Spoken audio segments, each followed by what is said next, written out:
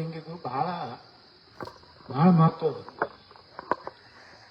ನಾವು ಇದನ್ನು ಮಾಡದೇ ಇದ್ರೆ ಇವತ್ತು ನೋಡ್ರಿ, ನಮ್ಮ ದೇಶದಲ್ಲೆಲ್ಲ, ನಮ್ಮ ಕರ್ನಾಟಕದಲ್ಲಿ ಸುಮಾರು 25 ಲಕ್ಷ ಜನ ಬಾಂಗ್ಲಾದೇಶರು, ರೋಹಿಂಗ್ಯಾಗಳು ಇಲ್ಲಿ ಅದ. ಅವ್ರಿಗೆ ಏನೇನು ಬೇಕು ಎಲ್ಲ ಸೌಲಭ್ಯಗಳನ್ನ ಯಾರ್ಯಾರು ಮಾಡ್ಲಕತ್ತಾರ ಅನ್ನೋದು ಗೊತ್ತೈತೆ. ಅದೇ ರೀತಿ ನಮ್ಮ ಬಿಜಾಪುರನಾಗೂ ಸಹಿತ ಅವರು ಬಹಳ ಜಾಗೃತರಾಗಿ ಏನಾರೇ ಮಾಡಿ ಮುಂದಿನ ಚುನಾವಣೆಯಲ್ಲಿ ಬಿಜಾಪುರ ನಾವು ಬಿಟ್ಕೊಡ್ಬಾರ್ದಂತ ಅವರು ಸಾಬರ್ ಕಂಪನಿ ಎಲ್ಲ ಅವರು ವ್ಯವಸ್ಥಿತವಾಗಿ ಮಾಡ್ಲಕತ್ತಾರ.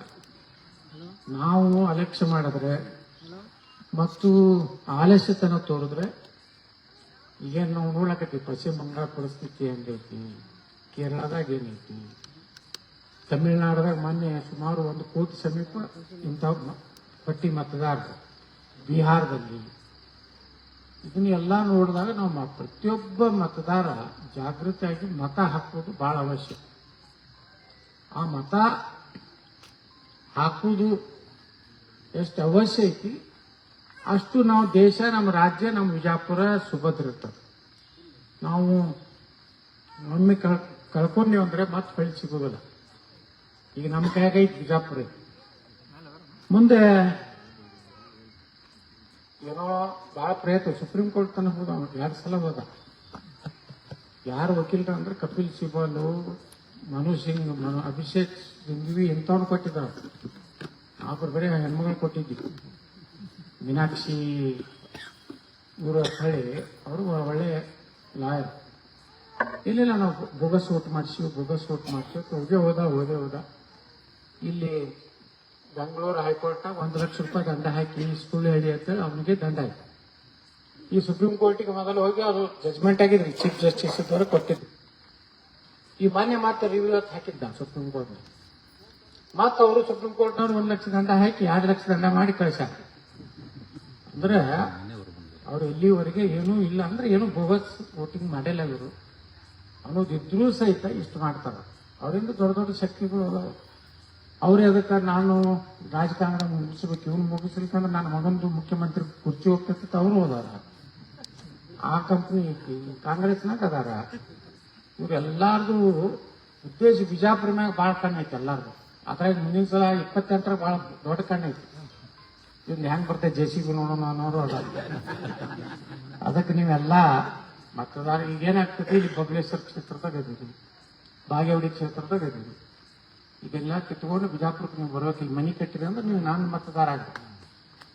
ಇಲ್ಲ ಬರೀ ನೀವು ಕೆಲಸ ಮಾಡ್ರಿ, ನಾವು ಹೋಗಿ ಬಬಲೇಶ್ವರ MB ಪಾಲ್ಟ್ರಿ ನಮ್ಗೆ ಭಾಳ ಚಲೋ ಐತಿ, ಅಲ್ಲಿ ಭಾಳ ಅನುಕೂಲ ಆಗ್ತೈತೆ ನಮ್ಗೆ.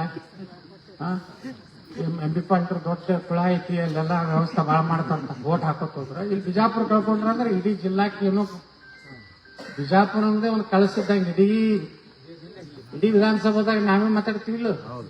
ಸಿದ್ದರಾಮಯ್ಯವ್ರನ್ನ ಹೆಂಗೆ ಗಪ್ ಕುಂಟಿಸ್ತೀವಿ ನಮ್ಗೆ. ಅವರೆಲ್ಲ ಎಲ್ಲಾರು ಅಂಜಿಸ್ತಾಗ ನನಗೆ ಅಂಜಿಸ್ಲಾಕ ಬರ್ತಾರ. ಏನ್ರಿ ಏನಾನ ಮುಟ್ಟಿದಾರ ನನಗೆ ಉಚ್ಚಾಟನೆ ಮಾಡಿ ಯಾರು ಕೇಳಿದ್ರು, ಎಕ್ಸ್ಪೋಲ ಮಾಡಿ ಹಾಕೊಂಡ್ರ ಅಂತ. ಇನ್ನೂ ದೇವೇಗೌಡ ಉಚ್ಚಾಟನೆ ಮಾಡಿದ್ರಲ್ಲ. ಈಗ ಹಿಂಗೆ ನಮ್ಮ ಕಣ್ಣು ಭಾಳ ಐತಿ. ಬಿಜಾಪುರ ಕ್ಷೇತ್ರ ಅಂದ್ರೆ ಇಲ್ಲಿ ಹೆಂಗೈತೆ ಅಂದ್ರೆ ಇಡೀ ದೇಶನಾಗ ಐತಿ. ಅದಕ್ಕ ದಯವಿಟ್ಟು ಎಲ್ಲಾರು ನಮ್ಮ BL ಅವ್ರು ಹೇಳಿದ್ರು, ಮತ್ತು ಆ BL ಒಳಗೂ ಅವ್ರ ಮಂದಿ ಏನ್ ಅದಾರಲ್ಲ, ಅವರು ಬೇಕಬೇಕತ್ಲೆ ನಮ್ಮ ಜನರದ್ದು ವೋಟಿಂಗ್ ಪರ್ಸೆಂಟೇಜ್ ಕಡಿಮೆ ಆಗ್ಬೇಕಂತ ಹೇಳಿ ನಿಮ್ಗೆ ಕಾಡಿಸ್ತಾರ, ಕಿರಿಕಿರಿ ಕೊಡ್ತಾರ. ಅಂತದ್ ನಿಮ್ಗೆ ಏನೋ ತೊಂದರೆ ಆದಾಗ ನಮ್ಗೆ ಕಂಪ್ಲೇಂಟ್ ಮಾಡ್ತಾರ. ನಮ್ಮ ಕಾರ್ಪೊರೇಟರ್ ಅದಾರ, ನಮ್ದೊಂದು ಟೀಮ್ ಬಿಟ್ಟಿವಿ ಎಲ್ಲ ಇಡೀ ಸಿಟಿ ಒಳಗೆ. ಅವ್ರಿಗೆ ಪ್ರತಿಯೊಂದು ಮನೆ ಅಡ್ಡಾಡಿ, ನೀವು ಇನ್ನ 2 ವರ್ಷ ಐತಿ ಎಲೆಕ್ಷನ್, ಈಗ 15-16 ವರ್ಷನವ್ರದ್ದು ಈಗ ನೀವು ಸೇರಿಸಿ. ಯಾಕಂದ್ರೆ ನಾಳೆ 28ಕ್ಕೆ ಅವರು 18 ಆಗ್ತಾರೆ.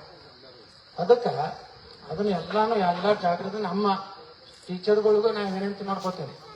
ಯಾಕಂದ್ರೆ ನೀವು ಸಹ ಹೆಚ್ಚು ಗಮನ ಕೊಟ್ಟು ಇದನ್ನ ಮಾಡಬೇಕನ್ನಂತ ವಿನಂತಿ ಮಾಡಿಕೊಂಡು, ಇವತ್ತು ಈಗಾಗಲೇ ನಮ್ಮ ಕುಮಾರ್ ಗಡಿಗರು ಹೇಳದಂಗೆ ಸಾಕಷ್ಟು ದುಡ್ಡು ತಂದ್ರು ಸಹಿತ ಇನ್ನು ಊರು ಬೆಳ್ಕೋತ ಹೊಂಟೈತೆ.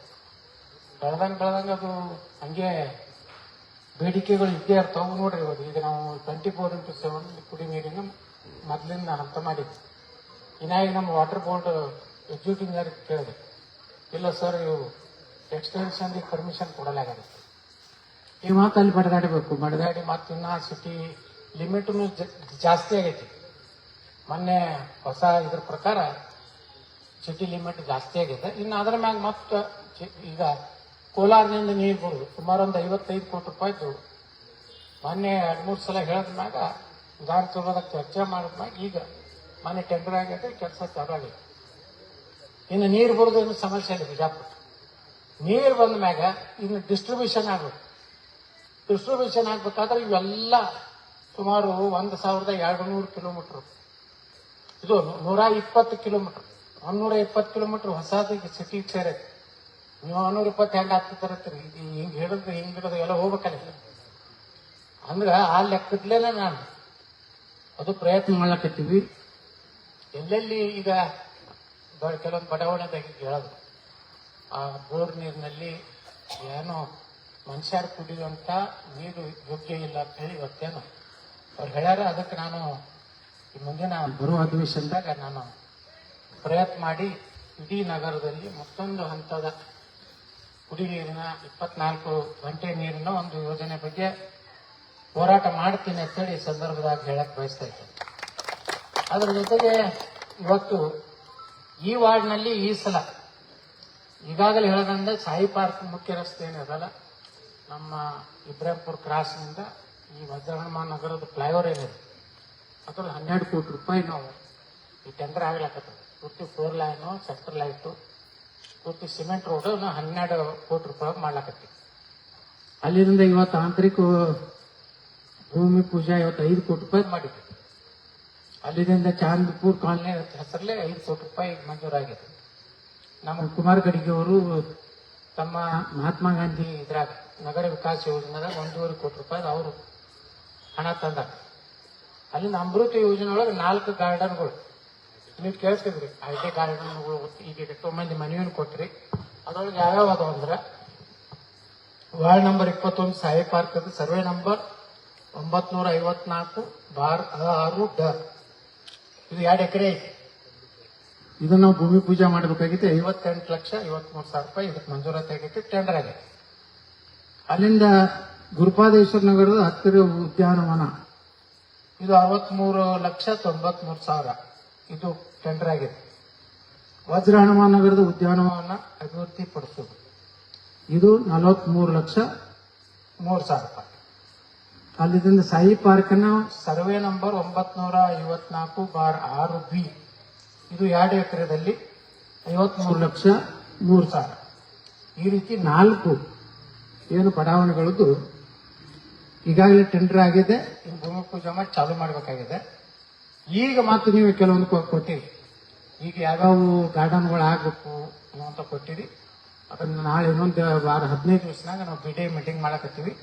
ಅವತ್ತನ್ನ ಎಲ್ಲಾ ತರನು ಅದ್ರೊಳಗೆ ಸೇರಿಸ್ಕೊಂಡು ಎಲ್ಲೆಲ್ಲಿ ಹೈ ಮಾಸ್ಕ್ ಹಾಕ್ಬೇಕು, ವಾಕಿಂಗ್ ಟ್ರ್ಯಾಕ್ ಎಲ್ಲಿ ಮಾಡಬೇಕು, ಓಪನ್ ಜಿಮ್ ಎಲ್ಲಿ ಮಾಡಬೇಕು, ಅದನ್ನೆಲ್ಲಾನು ಈಗೇನು ಇವತ್ತು ಮನೆ ಕೊಟ್ಟಿರೋ ಅದನ್ನೆಲ್ಲ ನಾವು ಸೇರ್ಪಡೆ ಮಾಡ್ಕೊಂಡು ಮುಂದಿನ ಇದರಾಗ ಅದನ್ನು ಮಂಜೂರಾತಿ ಮಾಡಿಸ್ಕೊಡ್ತೀವನ ಅಂತ ಮಾತು ಹೇಳಿ ಒಟ್ಟು 2,40,00,000 ರೂಪಾಯಿ ಗಾರ್ಡನ್ ಕಾಗೆ.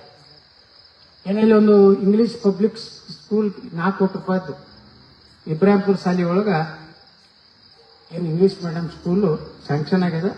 ಅದನ್ನ ಈ ವರ್ಷನೇ ನಾವು ಪ್ರಾರಂಭ ಮಾಡ್ತಾ ಇದ್ದೀವಿ. ಅಲ್ಲಿಂದ ಸಮುದಾಯ ಭವನ 55,00,000 ರೂಪಾಯಿ ಮತ್ತು ತ್ರಿಮೂರ್ತಿ ನಗರದಲ್ಲಿ ಒಂದು 10,00,000 ರೂಪಾಯಿ ಒಂದು ಸಮುದಾಯ ಭವನ ಕೊಟ್ಟಿದ್ದೀವಿ. ಒಟ್ಟು 26,55,00,000 ರೂಪಾಯಿ ಇವತ್ತೇನು ಈ ಭಾಗದಲ್ಲಿ ಭೂಮಿ ಪೂಜೆ ಮಾಡ್ಲಕತ್ತೀವಿ. ಅದ್ರ ಜೊತೆಗೆ ಇವತ್ತು ಅನೇಕ ಬಡಾವಣೆಯವರು ಈಗ ನಮ್ಮ ಕುಮಾರ್ ಗಡಿಗಳಂಗೆ ಇನ್ನೂ ಒಂದು 25 ಕೋಟಿ ರೂಪಾಯಿ ಬರೋದಲ್ಲ. ಮಾನ್ಯ ಮುಖ್ಯಮಂತ್ರಿ ಬಿಜಾಪುರಕ್ಕೆ ಬಂದಾಗ ಹೇಳಿನಿ ಕೊಡ್ತೀನಿ ಅಂತ ಹೇಳ್ಯಾರ. ಒಂದು 160 ಕೋಟಿ ರೂಪಾಯಿ ಒಂದು ಫ್ಲೈಓವರ್ದು ಕೊಡ್ತೀನಿ ಅಂತ ಅವರೇ ಘೋಷಣೆ ಮಾಡ್ಯಾರ. ಇದೊಂದು 25 ಕೋಟಿ ಬಂದು ಇವು ಯಾವ್ಯಾವ ಇಂಟೀರಿಯರ್ ಏನು ಹೋದವಲ್ಲ ಸಣ್ಣ ಸಣ್ಣ ಅದ್ರ ಎಲ್ಲ ರಸ್ತೆಗಳನ್ನ ಇವು ಯಾವ್ಯಾವ ಕಾಲನಿ ಅಂದ್ರಲ್ಲ, ಬಾಲಾಜಿ ಕಾಲನಿ, ಶ್ರೀಶೈಲ್ ನಗರ, ಇಂಥವೆಲ್ಲ ಏನದವಲ್ಲ ಎಲ್ಲ ಲೇಔಟ್ ತಗೊಂಡು ಇನ್ನು 2-3 ತಿಂಗಳದಾಗ ಅದನ್ನು ಕೆಲಸ ನಾವು ಪ್ರಾರಂಭ ಮಾಡ್ತೀವಿ ಅಂತ ಹೇಳಿ ಈಗ ಏನಿದು 2 ಕೋಟಿ ರೂಪಾಯಿ ಇದೆ. ಎಷ್ಟು ಕಿಲೋಮೀಟರ್ ಆಗ್ತದೆ ಸುನಿಲ್ ಇರುವಾಗ 2.2 ಕಿಲೋಮೀಟರ್ ರಸ್ತೆ ಆಗ್ತದೆ. ಇನ್ನು ಯಾವ್ಯಾವ ಉಳ್ತಾವ ನೀವು ಈಗಾಗಲೇ ಏನು ಮನೆ ಪತ್ರ ಕೊಟ್ಟರೆ ಎಲ್ಲರೂ ಮಾಡುವಂಥ ಪ್ರಯತ್ನ 100ಕ್ಕೆ 100 ಮಾಡ್ತೀವಿ ಅಂತ ಹೇಳಿ ಇಷ್ಟು ರಾತ್ರಿ ಆದರೂ ಎಲ್ಲರೂ ಕೂತೀರಿ. ನಿಮಗೆಲ್ಲ ಧನ್ಯವಾದಗಳನ್ನ ಹೇಳಿ ನಾನು 2 ಮಾತು